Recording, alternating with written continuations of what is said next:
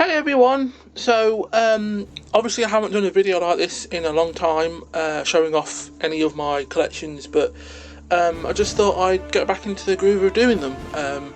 So obviously today, as it's Star Trek Day, I thought it would be good to show off my Star Trek DVD / Blu-ray collection, which obviously I've been getting into Star Trek a lot more recently. I've been into it for a while, but I've never really watched all of it, but now I've watched almost all of the original series, and I'm going to get through all of them anyway. So obviously I'm going to start off with the shows and then do the movies. So start off with, we have the complete original series, the remastered version from, I believe, the early 2000s, around about the same time Enterprise was on. Has new CGI effects. I could have got this on Blu-ray, but I didn't. But I really like the how it looks. As you can see, the actual case isn't that much different to the slipcase. I am really enjoying it. The show so far. I think it's really good.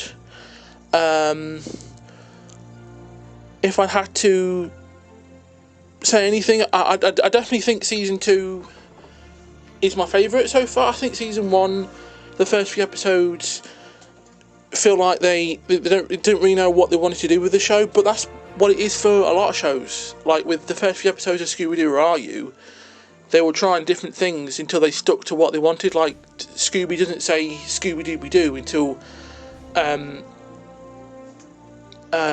what the heck's going on, which is like 5 or 6 episodes in. So yeah, that's the original series. And here we have the animated series, the complete animated series, this time on Blu-ray from the 70s, obviously. Well, the show's from the 70s, the Blu-ray obviously isn't. I have never watched a single episode of this show. I know that I believe it's a Filmation series, and obviously the animation was very low budget, but they have most of the original cast. So that's pretty cool, and I think it looks like a fun show. The only thing that the thing that I've always wondered, though, and it's not really a complaint, more like just curiosity. I've always wondered why on this show they just decided to make the badges really big, because usually they're not that big. Just knocked the camera. Professional. They're not that big. Even in the original series, or any of them, apart from this one. And I do believe that this show is canon. But I'm going to watch it anyway because I think it looks like a really fun show. And it's more Star Trek, so I'm going to complain. Obviously, there's the actual main box. Not really that exciting box art. I think that's Kid Spock. There's an episode. And that's the thing as well, it also it came like that, but as long as the discs work. Also, this show adds a little bit more to the lore. Like, it shows someone who was captain before Pike. Captain April, I think his name is, and he shows up in Star Trek Strange New Worlds, which I will get onto in a minute. And even though I'm watching them all in order, I have watched the first episode of Star Trek Strange New Worlds, and I might watch the rest of it because I really like it. And Captain Pike is probably my favourite captain, at least so far anyway. So the next DVD is like the biggest one in the collection. It has the most amount of episodes on it, and it's one chunk. So here we have the complete series of The Next Generation. This cost me about, I think, 60 quid. And it's a DVD because the Blu-ray is like £110. But I have watched a couple episodes of this in the past, but I haven't watched any of the DVD yet until we get to it in the marathon, because I'm going to watch, me and my dad are watching through them, and we're going to watch the movies before this, obviously, because we're going to watch it in the proper order. So yeah, I really like this box set, the full journey, and I believe Next Generation all the way up until Enterprise did this with the full journey box set. I'm going to attempt to open it. So as you can see, it has one side that's the complete season 1 to 4, and then season 5 to 7. So it's a lot of episodes. 7 seasons, and they're all about 40-50 minutes long.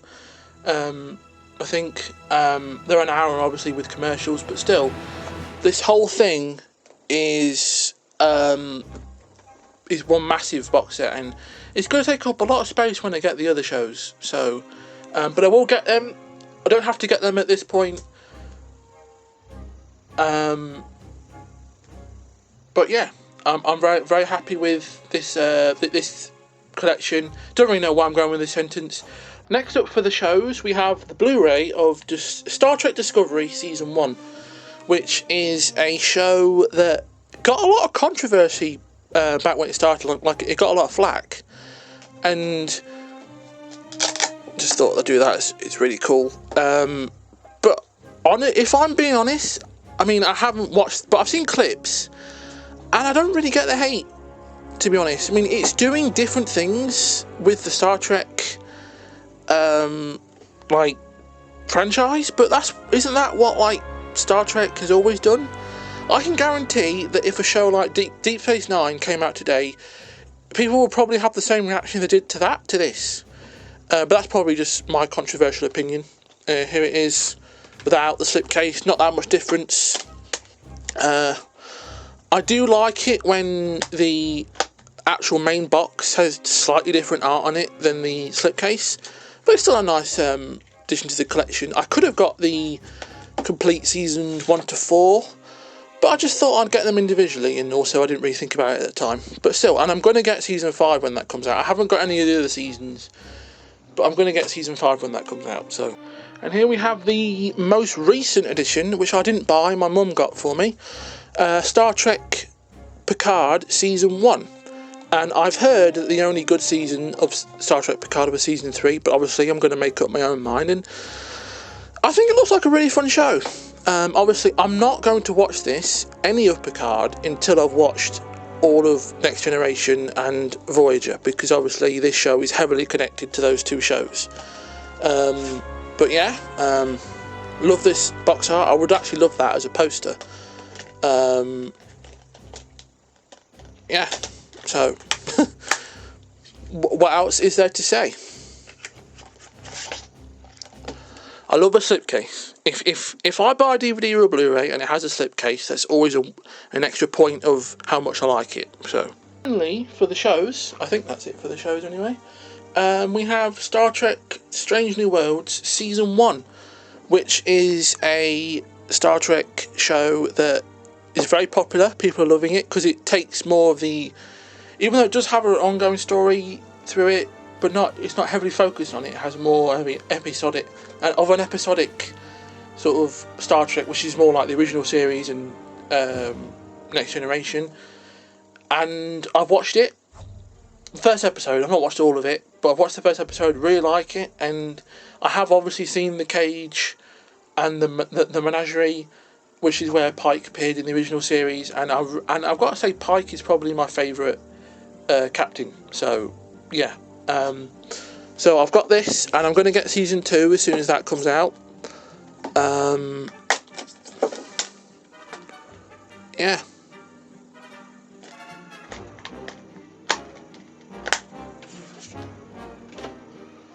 Really good show, this one. So, and I really like the uniforms. I know people complain that they don't look exactly the same as they did back in the 60s, but in my personal opinion, they're basically, what they've done is just, they've not completely redesigned them. Like, a couple of them are a little bit different, but like all they've done really is just had, like, took the original like costumes and then had them just have new materials, and in my opinion it works, and I love the vibe of the show, and it's yeah. So yeah, that might be an unpopular opinion, that but Pike is so far my favourite captain. It used to be Janeway, but I had only ever seen a couple of episodes of Voyager, but she's still a great captain though. She's still great. Obviously I love Kirk, but I think I prefer Kirk how he is in the movies, the movies from the original movies. Speaking of which, So here we have, starting off the movies, obviously, with the first one, Star Trek The Motion Picture, which I have not seen. I've heard isn't that great, but I will obviously...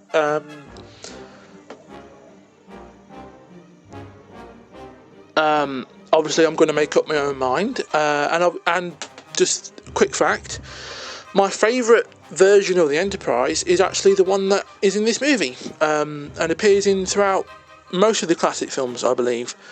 But yeah, I'm looking forward to watching all through the films, because the only classic Star Trek film I've watched with the original cast was Star Trek The Voyage Home, which I really like, and it's also considered to be one of the better ones. So yeah, speaking of better ones, up next is Star Trek II The Wrath of Khan, which is considered by a lot of people to be the best Star Trek movie. I still haven't seen, as I said, I haven't seen a lot of the films, but I am looking forward to watching this. I've obviously seen the original Khan episode, and this obviously is a sequel to that episode. So I'm looking forward to watch. If you can hear a dog, that's probably one of the neighbours' dogs. But I'm obviously looking forward to watching this movie. I've heard it's actually really good, obviously. So yeah. Next up, we have Star Trek 3: The Search for Spock, a movie that I've also heard isn't that good.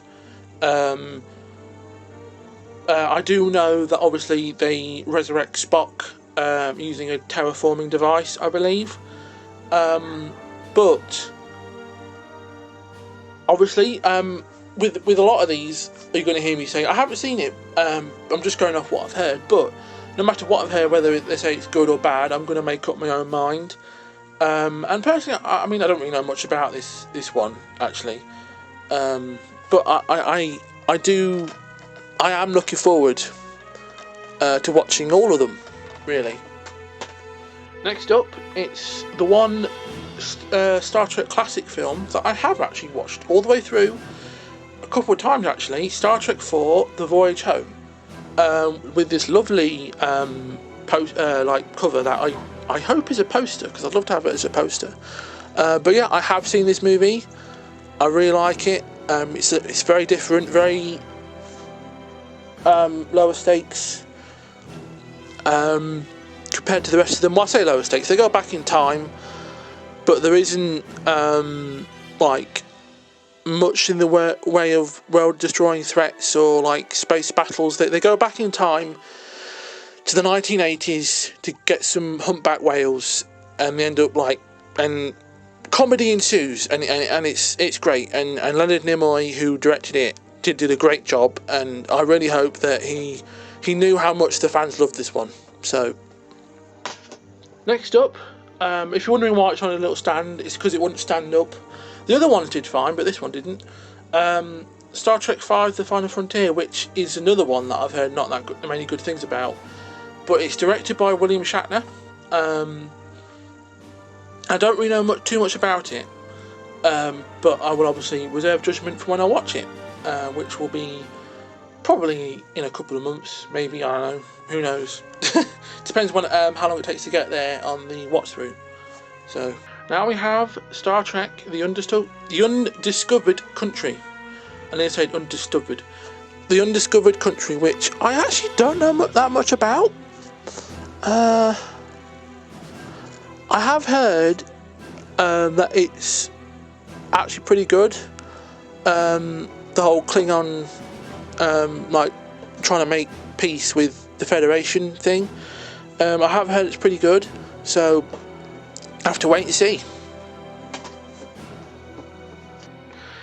Here we have the beginning of the Next Generation movies, and we begin with a Star Trek movie that I believe is pretty controversial because of how they kill off Kirk, and I have seen this. This is the only TNG Next Generation movie that I have watched, and I really like it. I think the way they handled Kirk was really sort of well done, and I think it makes sense, and I just really like it. So, and I imagine it would have been a massive deal at the time when it came out. seeing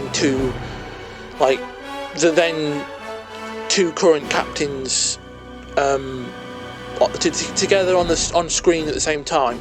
I mean, yeah. I get I always get like the similar vibe whenever I watch like a multi-Doctor story. Whenever the Doctor meets like a previous version of themselves, it's always such a cool experience. It's like sort of like yeah, I don't know how to explain it really. And here we have what many consider to be the best of the TNG movies, and I have watched a little bit of it when it was on TV a few months ago. Star Trek First Contact, and honestly I am actually really looking forward to watching this. I think this looks like a really good film. From what I saw, I thought it like does what Star Trek does best, which is the character drama, balanced with good sci-fi, and this whole film is that. So I'm really looking forward to watching this when I get to it.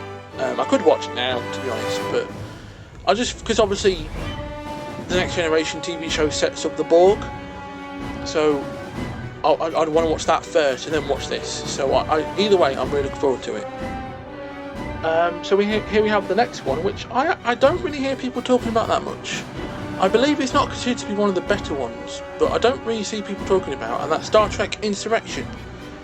Like, I asked my dad, because obviously I think he's watched a lot of them, and he doesn't even remember this one. So, there's that. So, I don't know, I mean, I know a little bit about it. I know, like, it's to do with, like, this planet that they don't believe in, like, advanced technology or something, so I'll just have to wait and see. But either way, I'll just wait and see. And here we have what is considered by many to be the worst Star Trek film, which ended the Star Trek movies, and I believe was the reason why we didn't get much Star Trek until the 2009 J.J. Abrams movie. Obviously Star Trek Enterprise was still on when this came out, but then that show ended after season 4. So yeah, I've heard terrible things about this one. I have seen a little bit of this. I remember when I was a little kid, this was on TV, and that scene, because I think there's like a clone of Picard in this, and when he meets him, I swear there's a scene where he cuts his hand. I'm probably completely wrong about that, and I'll find out when I watch this eventually. But either way, I've heard horrible things about it, but I'm going to make up my own mind, just like with all of them, whether I like it or not.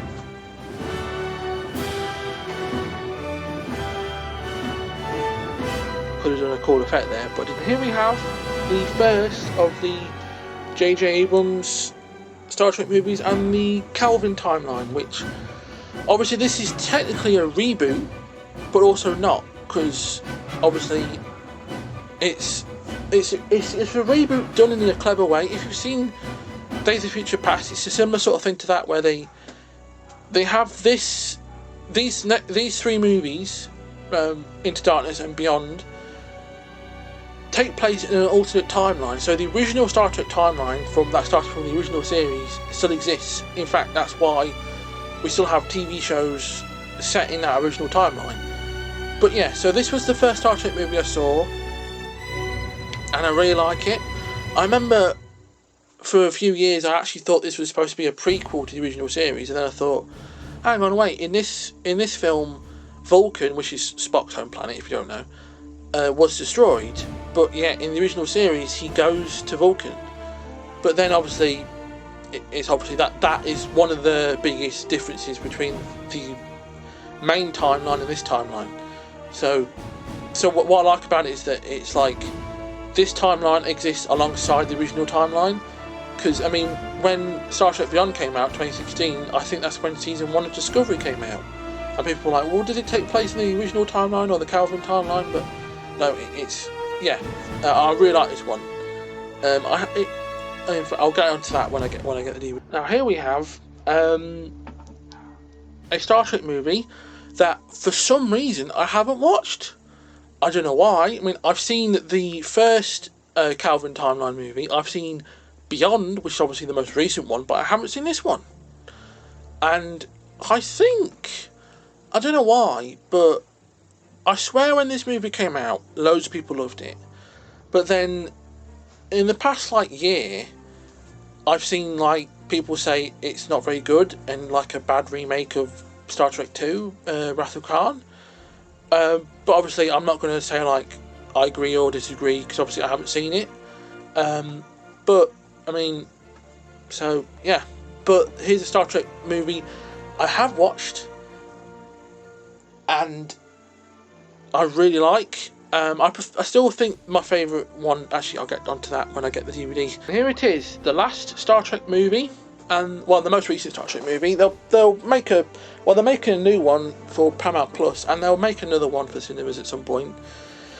And also the last DVD in the collection so far, and I will be adding more to it. I've got all the movies, but I will be adding more to the shows. But anyway, Star Trek Beyond, I actually really like this one. I don't get the hate for it. I think it's I do prefer the first one from this timeline, Star Trek 2009, but I still really like this movie. I think it's great. So yeah, and that Sabotage, the scene where they play the song Sabotage, it is really good and one of my favourite scenes in the whole franchise. I think it's a great film, and it can't speak. Idris Elba is a great villain. So yeah, this whole film is great. I really recommend it, and don't ask me why I watched this and the first one, but I haven't seen Into Darkness yet. So there we have it. There's my complete I need to say Scooby-Doo, not yet anyway.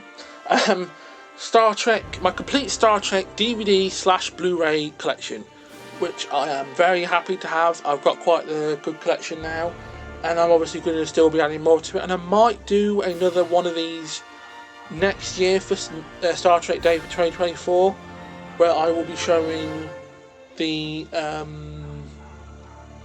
by then I might have all the I might have all of Deep Space Nine, Voyager and Enterprise, so just have to see what happens. A lot can happen in the year, but still, thank you for watching. Happy Star Trek Day, and this might be a bit cheesy, but live long and prosper.